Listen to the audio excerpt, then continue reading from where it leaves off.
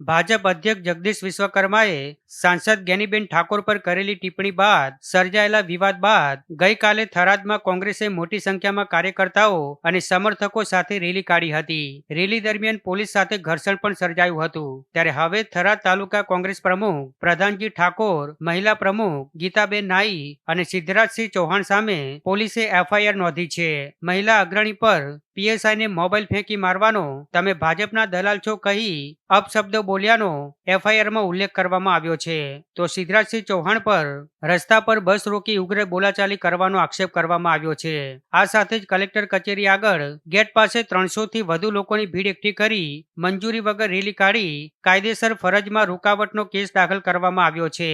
Tharad PSI PL Ahir દ્વારા Tharad police મથકે ગુનો નોંધવામાં આવ્યો છે, જેને લઈ થરાદમાં રાજકીય તણાવ ચરમસીમાએ પહોંચ્યો છે. ત્યારે સાંસદ જ્ઞાનીબેન ઠાકોરે પોલીસ પર ગંભીર આક્ષેપ કરતા જિલ્લા પોલીસ વડાને રજૂઆત કરી નિષ્પક્ષ તપાસ અને જવાબદાર સામે કડક કાર્યવાહીની માંગ કરી છે.